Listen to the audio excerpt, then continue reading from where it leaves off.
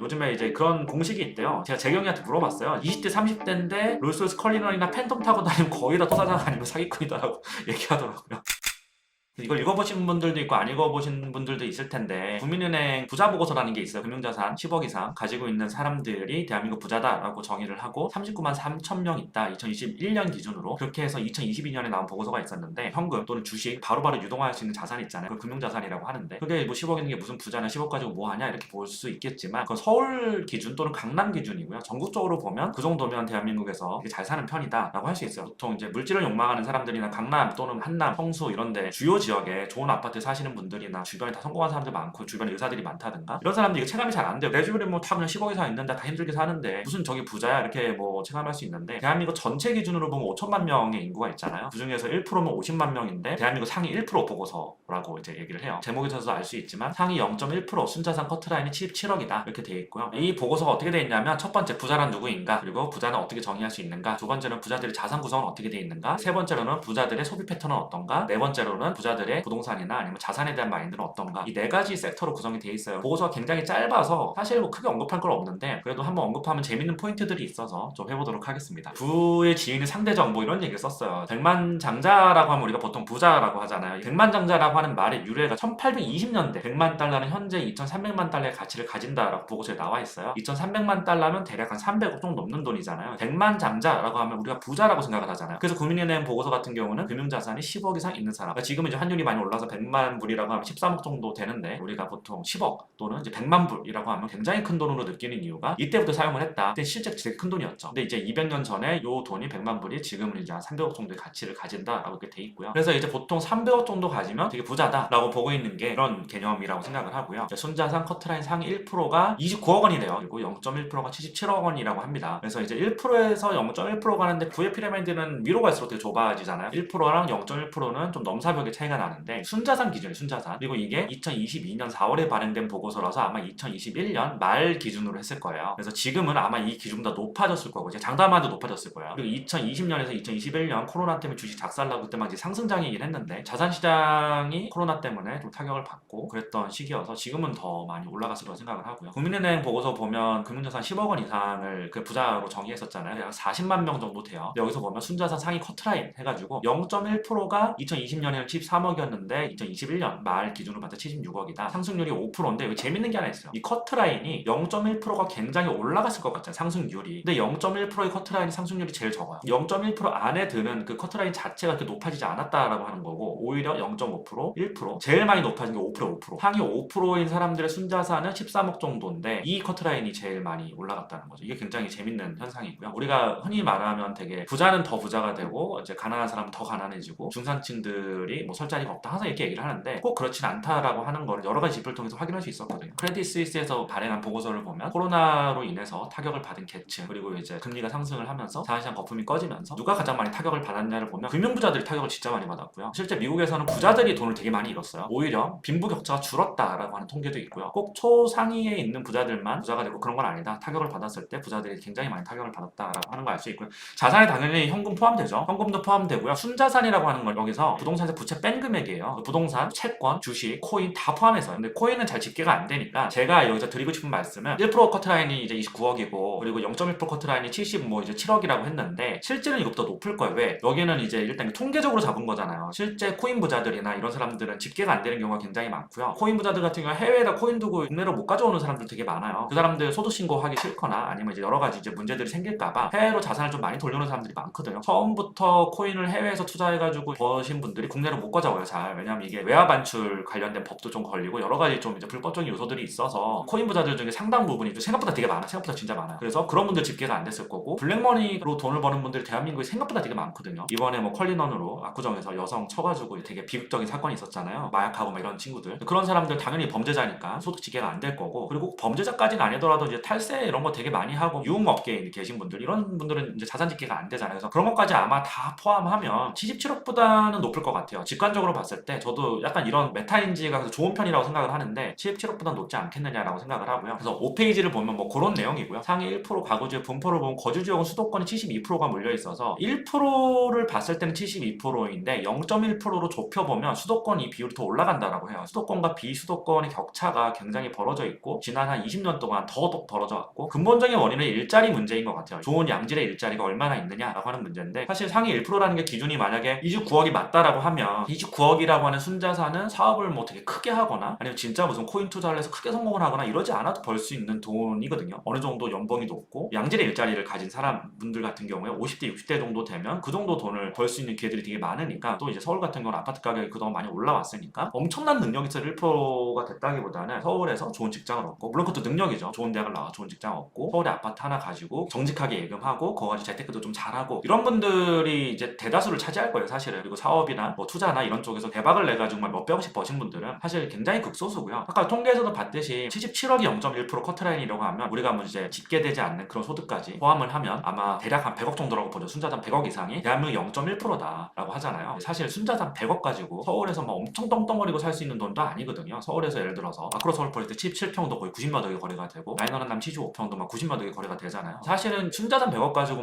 엄청난 걸 할 수 있는 건 또 아니거든요. 또 보면. 근데 0.1%밖에 안 돼요. 그런 사람이 대한민국에. 그러니까 굉장히 적은 거죠. 1% 기준인 29억은 사실 어느 정도 이상의 양질의 일자리에서 재테크 조금 잘했으면 이제 50대 60대에서 그 정도 자산 구성이 되는 거라고 볼 수 있고요. 그게 이제 수도권하고 비수도권하고 벌어지는 가장 큰 이유가 저는 부동산의 격차라고 생각을 하거든요. 똑같이 돈을 벌어서 똑같이 아파트에 살고 똑같이 병원을 개원해서 똑같이 상가를 샀거나 뭐 건물을 조그마한 거 샀는데 20년이 지나고 나서 보니까 그 자산 격차가 엄청나게 벌어져 있더라라고 하는 거는 굉장히 상식적인 얘기죠. 제 주변에서 너무 많고요. 거주지역, 가구 원수, 연령대 이런 걸 보시면 되고 50대가 25%, 뭐 이제 60대가 34%니까 50대랑 60대가 제일 많았던 것 같아요. 그리고 40대 미만은 굉장히 적어요. 40대 미만에 1% 그냥 드는 사람은 굉장히 소수입니다. 부동산에 몰린 자산 구성 뭐 이렇게 돼 있는데 이거 되게 재밌어요. 상위 1% 가구의 자산 구성과 전체 가구의 자산 구성을 보면 전체 가구는 거주 부동산이 45%고요. 상위 1%는 거주 부동산이 30%밖에 안 돼요. 당연하죠. 돈이 더 많은 사람들이 어차피 살 수 있는 집에 한계는 있으니까 상위 1%의 자산 구성을 볼 때 29억 커트라인을 간 넘은 사람들은 아마 그 자산 구성에서 거주 부동산이 차지하는 비중이 굉장히 높을 거예요. 1% 안에는 30억 있고 40억 있고 50억 있고 이런 분들도 있지만 몇백억씩 있는 분들도 있고 몇천억씩 있는 분들도 있잖아요. 그런 분들은 거주 부동산이 자기 자산에서 차지하는 비중이 굉장히 낮겠죠. 어쨌든 평균은 30%라고 하고요. 재밌는 현상이 상위 1% 가구의 자산 구성 중에서 거주 이외의 부동산의 상위 1% 가구는 48%를 가지고 있고요. 전체 가구는 27%를 가지고 있다는 거예요. 이게 왜 제가 재밌게 봤냐면요. 크레딧 스위스 보고서를 보고 미국에서 나온 보고서도 몇 개 봤었는데 미국 같은 경우는 소득이 높아지고 상위 1%로 갈수록 금융자산의 비중이 커져요. 전체 가구 구성에서 금융자산 비중이 20.5%예요. 상위 1% 가구의 자산 구성에서 금융자산 비중은 17.8%밖에 안 돼요. 우리나라는 왜 이럴까요? 미국하고 좀 반대거든요. 물론 이제 자산이 커지게 되면 이게 비율일 뿐이니까 절대 금융은 당연히 금융자산이 많겠죠. 금융자산 안에는 현금 그리고 뭐 정기예금 바로바로 환전할 수 있는 바로 현금화할 수 있는 그런 자산들을 다 포함하는 개념일 텐데 왜 미국 부자들은 금융자산이 비중이 더 높고 왜 한국 부자들은 금융자산보다 부동산 자산 비중이 더 높을까라고 생각을 해보면 한국은 좀 부동산에 대한 맹신이 좀 강한 나라인 것 같아요. 이걸 통해서 보면 그런 생각이 들었거든요. 반면에 이제 크레딧 스위스에서 나온 보고서나 미국 은행대에서 발행하는 보고서들을 보면 백인으로 갈수록 그리고 이제 부자 지역으로 갈수록 금융자산의 비중이 늘어나요. 그리고 오히려 못 사는 지역으로 갈수록 금융자산의 비중이 떨어져요. 미국은 금융자산으로 부자가 되는 사람들이 많고 장기 투자하는 사람들이 되게 많대요. 최근에 제가 투자 관련된 블로거라든가 재테크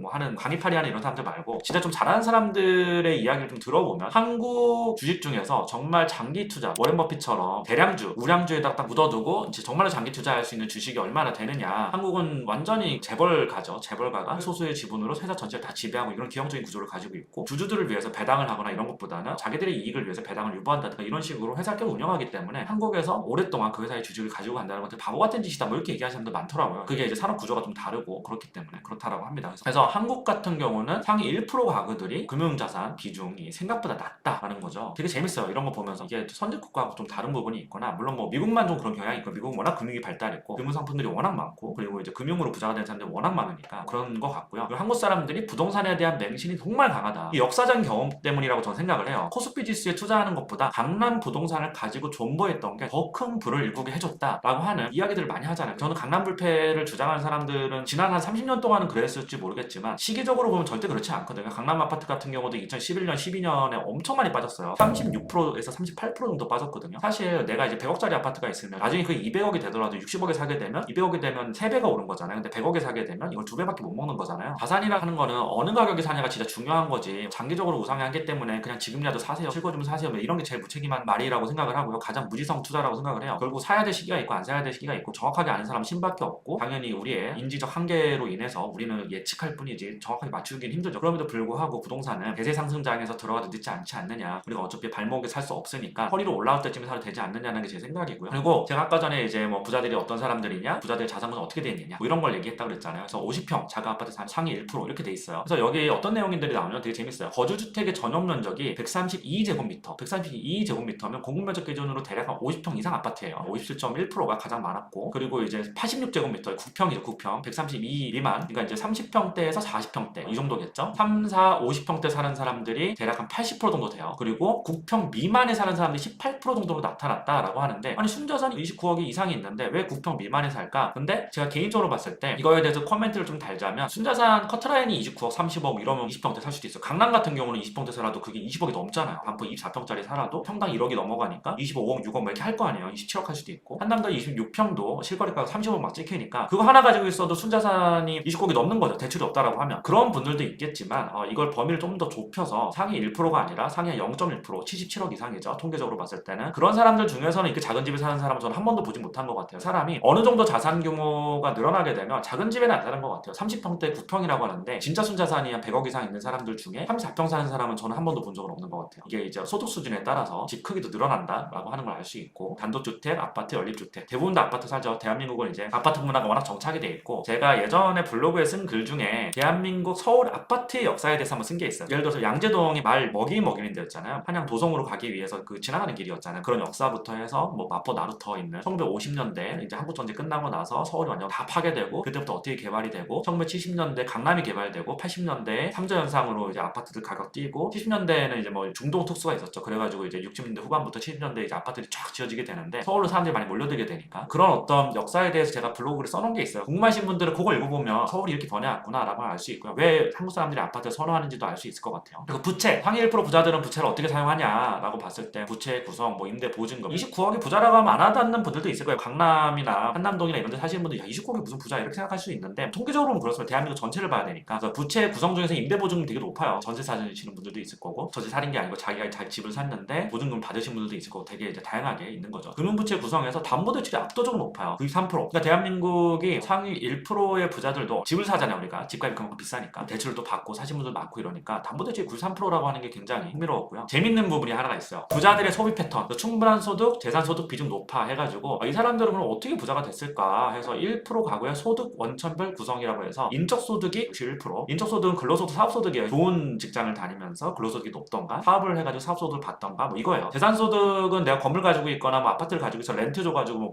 버는 뭐 그런 것들이죠. 재산을 통해서 버는 소득, 재산소득이 하고, 이전소득은 굉장히 적어요. 5%밖에 안 되고, 대부분이 사업을 하거나 이제 근로소득으로 벌었다 뭐 이런 거죠. 근데 여기서 소비에 대한 이야기가 나와요. 소비 지출보다 많은 비소비 지출 이렇게 나오죠. 그러니까 소비 지출이라고 하는 건 진짜 우리가 소비, 옷을 사거나 뭐 밥을 먹거나 뭐 이런 걸 얘기하는 거고, 비소비 지출은 그 위의 지출을 이야기하는 건데, 비소비 지출의 대부분은 세금이다. 상위 1% 가구의 비소비 지출에서 60%가 세금이라는 거예요. 거기다가 공적연금, 사회보험료까지 하면 더 늘어납니다. 그래서 사람들이 뭐 부자들은 세금 안 내, 제도면에 탈세 이렇게 얘기하는 거는 뭐 일부 사람들 얘기고, 사실 요즘에 국세청 시스템이 굉장히 이게 발달해서 유흥업계에 종사하거나 정말 어둠의 경로에서 뭔가 야인 같은 사업을 하는 분들 아니면 그렇게 탈세하는 건 쉽지 않아요. 1% 가구에 있는 사람들이 보통 이제 전체 가구에 비해서 세금 11배 정도 됩니다. 전체 평균 대비 공적연금비, 사회보험료도 2.8배 내고요. 가구 간 이전도 4배, 뭐 비영리단체 뭐 이전 4.8배, 이자 비용 4.4배 지출. 사실 소득이 많은 사람들이 세금을 많이 내니까 그걸 가지고 나라에서 뭐 공공복지 서비스를 하고, 우리나라 같은 경우는 건강보험료를 진짜 많이 내잖아요. 제 개인의 입장에서 봤을 때는 건강보험료 내는 건 솔직히 너무 억울하죠. 1년에 병원 몇 번 가지도 않고, 건강보험료를 내가 엄청 많이 낸다고 해도 병원 가면 혜택도 하나도 없고, 대학병원 가면 다 기다려야 되고. 사실 뭐 이제 외국 같은 경우는 일부 나라에 한정된 얘기지만 어떤 나라 같은 경우는 세금 많이 내면 공항에서 출국할 때 좀 더 빨리 패스트트랙으로 해준다든가, 대한민국은 다 기다려야 되고. 제가 해외여행 이렇게 다녀보면 비즈니스만 끊어도 패스트트랙으로 갈 수 있게 해주는 나라들 되게 많은데, 비즈니스 티켓 안에 공항 이용료 세금도 더 많이 붙는 걸로 저는 알고 있거든요. 정확하게 모르지만. 근데 그런 혜택들이 전혀 없는 것 같아요. 대한민국 같은 경우는 제 개인적인 생각으로는 획일적 평등주의가 되게 강한 나라다라고 하는 게 있고, 뭐 모두 다 군대를 가야 되고, 모두 다 똑같은 수능 시험을 봐서 거기서부터 인생이 갈리고, 거기서부터 사람이 평가받고 서열화되는 뭐 그런 걸 다 같이 경험하다 보니까 획일적 평등주의가 굉장히 강한 나라라고 생각해요. 물론 뭐 돈 많이 내는 사람 무조건 대우주자 뭐 이런 얘기는 전혀 아니고요. 건강보험료도 진짜 웬만한 사람 연봉보다 훨씬 많이 내거든요. 저 같은 경우는 제 주변 더 많이 내는 사람들도 있고, 되고 웬만한 대기업 월급 받는 분들보다 그 연봉보다도 많이 내는 것 같은데 근데 진짜 혜택이 하나도 없어요. 그래서 이런 게 과연 뭐 좋은 건가라는 생각이 좀 들고요. 세금은 걷는 건 좀 맞다고 생각해요. 잘 버는 사람이 많이 내는 게 맞죠. 그건 당연한 거고 근데 그 세금이 적절하게 잘 쓰이면 당연히 아무렇지도 않은데 그리고 세금을 낸 사람들에 대해서는 약간의 예우를 해주거나 아니면 뭐가 있어야 되는데 그건 전혀 없잖아요. 대한민국은. 어쨌든 이제 소비에 대해서 얘기를 좀 해보면 제가 좀 이런 생각을 했었어요. 제 주변에 보면 완전히 처음부터 뭐 금수저 다이어트죠 뭐 이런 친구들도 있고 스타트업 엑시트에서 성공한 또는 뭐 주식 투자 코인 투자 이런 걸로 이제 목돈을 버는 이런 친구들도 있고 아니면 진짜로 맨땅에 헤딩해서 사업해가지고 사업소득이 높은 친구들이 있어요. 사업소득이 높은 친구들 중에 이게 스케일업을 해서 진짜 엑시트되고 이런 사업은 아니고 진짜로 그냥 뭐 사업소득 자체가 높은 그런 친구들이 되게 많아요. 외식업을 한다든가 뭐 돼지고기집 같은 것도 되게 잘 되면 굉장히 꽤 벌어요. 되게 많이 벌잖아요. 그 자산의 형성에 대해서 생각을 하다가 외식업을 한번 예로 들어보죠. 돼지고기집을 했어요. 처음부터 대박이 나가 잘 돼요. 1년에 자기가 외식법인의 대표이사로서 가져가는 돈이 거의 막 10억 돼요. 배당까지 합쳐가지고. 그러면 자기가 대학도 안 나오고 막 열심히 해가지고 돼지고기집을 해서 막 10억씩 벌어. 굉장히 잘 버는 거잖아요. 대학 나와서 그렇게 버는 게 쉽지가 않죠. 금융권 가서 정말 되게 잘 되는 경우에 뭐 임원 정도 가야 10억, 20억 막 이렇게 버는 건데 계속 그렇게 벌겠지 하면서 갑자기 이런 젊은 친구들이 막 페라리를 막 사고 월세로 막 하이엔드 오피스텔 들어가고 막 이래요. 그리고 갑자기 유흥비용을 막 지출하고 고급 음식점 맨날 오마카세 다니면 막 소비하고 막 이래요. 사람들이 봤을 때 와 부럽다 이렇게 해요. 저도 지난 한 5년 동안 그런 친구들한테 투자도 한번 해봤었고 그런 친구들하고 막 많이 교류도 해봤었고 와인도 같이 많이 마셨고 했는데 한 5년 딱 지나서 보니까 이 친구들이 호황장을 한번 겪었었고 불황장을 한번 겪었었잖아요. 꾸준히 자산을 쌓아가지 못했던 것 같아요. 처음에 막 10억 벌고 15억 벌고 세금 떼고 세후로도 막 6, 7억, 7, 8억씩 막 벌었는데 그거를 이제 좀 잘 굴려서 재테크를 잘했으면 이 종잣돈이 13억, 15억, 20억 이렇게 되는 거잖아요. 그래서 점핑을 한 번, 두 번만 하면 한 50억, 60억대 자산까지는 금방 가거든요. 이때 내가 들어온 돈이 많다고 갑자기 월세 비싼 데 살고 갑자기 페라리 타고 갑자기 오마카세 다니고 이러는 순간 거의 자산을 못 모았던 것 같아요. 그런 친구들은. 그러다가 대부분 이제 투자하다가 실패하거나 자산을 잃고 이 자산의 상승 사이클을 우리가 한번 경험했었잖아요. 2020년에 코로나 터지고 나서 코스피랑 코스닥도 완전 박살나고 부동산도 완전히 위기였고 정부에서 돈을 엄청나게 풀고 자산에 미친 상승 사이클을 한번 겪었었는데 그때 이제 떼돈 벌고 엄청난 부자가 된 사람들도 있고 그때 이 상승장에 타지 못한 사람들이 생각보다 많아요. 근데 상승장을 타지 못했던 사람들이 나는 종잣돈이 없어서 이렇게 생각할 수 있지만 종잣돈이 충분히 있었음에도 충분히 그걸 투자해가지고 몇십억씩 만들 수 있었음에도 그렇지 못했던 사람들이 진짜 많아요. 그때 장사가 되게 잘 되거나 자기가 했던 일이 굉장히 잘 되거나 자산시장이 펌핑이 되는 시기에 투자하면 누구나 돈 벌던 시기였으니까 그때 되게 과소비를 많이 했었거든요 사람들이. 그래서 제가 지난번에 명품 컨텐츠 할 때도 2022년 한국의 1인당 명품 구매액이 미국을 제치고 전 세계 1위 했었잖아요. 그때 코로나 특수로 인해서 엄청나게 돈을 번 사람들도 있지만 어설프게 좀 번 친구들이 이거를 이제 종잣돈을 굴려서 자산 사이클에서 펌핑을 해가지고 가지 못하고 그때 돈을 좀 많이 허비해버린 경우가 굉장히 많아요. 그래가지고 결국 나중에 이제 시간이 딱 지나고 나고 금리가 막 올라가고 자산시장이 또 안 좋아지고 주식 떨어지고 부동산 액시 잘 안 되고 이러면서 돈줄이 막혀버리는 거죠. 하던 사업도 계속 10억, 20억씩 벌 수 있는 게 아니잖아. 그러다 보니까 3년이 지나고 나니까 이게 명가암이 딱 깔리는 거예요. 3년이 딱 지나고 나니까 어떤 친구는 한 6, 7억씩 1년에 벌다가 이 돈 가지고 거의 막 4, 50억을 만들었고 어떤 친구는 계속 돈을 잘 벌었는데 생각보다 돈이 너무 없는 거예요. 이게 딱 3년의 기간 동안 너무 많은 사람들이 명가암이 갈리는 걸 보면서 역시 0.1% 이 커트라인을 넘으려면 거기서 뭔가 자산시장의 사이클을 좀 잘 타야 되는구나. 좀 잘 번다고 갑자기 뭐 롤스로이스 컬리넌 타고 이러면